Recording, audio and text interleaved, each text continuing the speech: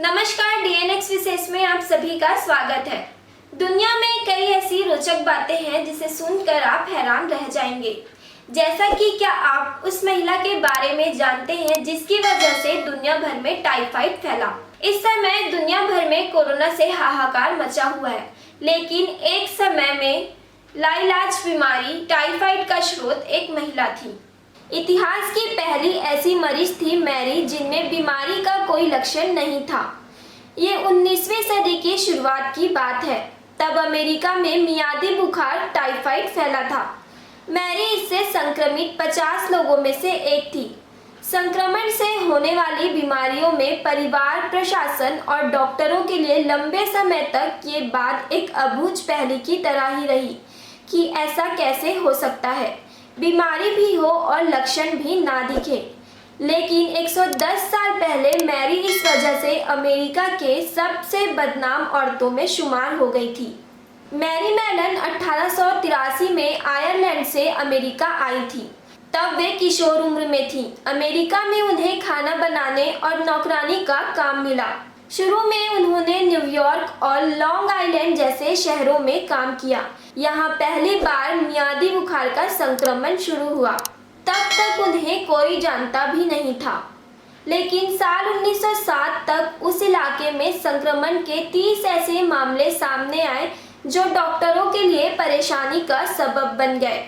ये तलाश शुरू हुई कि बीमारी पहली बार कहाँ से फैली और किस किस से होते हुए आगे बढ़ती गई। तब तक स्वास्थ्य विभाग के लोग इस असामान्य बीमारी की वजह पानी या खाने की खराबी को मान रहे थे। हैरानी की एक दूसरी वजह भी थी। तब तक ये माना जाता था कि न्यूयॉर्क के गरीब इलाकों में ही टाइफाइड फैलता है और समृद्ध इलाके इससे अछूते रहते हैं।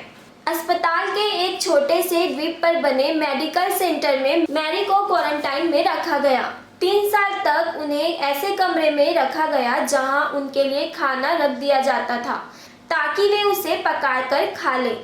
तब तक लोकल प्रेस में मैरी मैलन का नाम टाइफाइड मैरी हो गया। हेल्थ मैगजीन्स ने उन पर लिखना शुरू कर दिया। मैरी ने संक्रमण फैलाने के आरोप को कभी स्वीकार नहीं किया और ना ही 3 साल की क्वारंटाइन अवधि के दौरान आज़ादी हासिल करने की कोशिश की। आखिरकार साल 2010 में उन्हें क्वारंटाइन सेंटर से जाने की इजाज़त मिल गई। ये शर्त रखी गई कि वे कभी खाना बनाने का काम नहीं करेंगी। 5 सालों तक मैरी ने 2 अलग अलग नामों के साथ अलग अलग जगहों पर खाना बनाने का काम किया। लेकिन ये सिलसिला तभी तक चल पाया जब तक कि नई महामारी नहीं फैल गई। एक ही अस्पताल में अचानक 20 लोग तेज बुखार के लक्षण के साथ भर्ती कराए गए। लेकिन डॉक्टर जॉर्ज सोपर ने एक बार फिर ये पता लगा लिया कि वो मैरी ही है जिनसे ये बीमारी दोबारा फैली है। इस बार मैरी का नाम कुछ और था। मेडिकल सेंटर की फाइल पर अलग दस्तखत थे, लेकिन डॉक्टर जॉर्ज सोपर फिर भी समझ गए। इसलिए 1915 में मैरी को एक बार फिर क्वारंटाइन में भेज दिया गया। इस बार उन्हें 23 साल के लिए क्वारंटाइन सेंटर में भेजा गया। यहाँ वो अपनी मृत्यु तक रही। उसी कैबिन में वे वापस लौट आई। अपने लिए खाना बना रही थी। वे जिंदगी के उस मोड़ पर एक बार फिर से खड़ी थी जहां सिर्फ तन्हाई ही उनके साथ रह गई थी। साल 1932 में मैरी को दिल का दौरा पड़ा और उसके बाद उन्हें लकवा मार गया। 6 साल बाद 59 साल की उम्र में उन्होंने दुनिया को अलविदा कह दिया। इसी तरह की रोचक जानकारियां हम आपके साथ साझा करते रहेंगे। चैनल को सब्सक्राइब करें, वीडियो को लाइक करें और कमेंट करके बताएं कि आपको वीडियो कैसी लगी।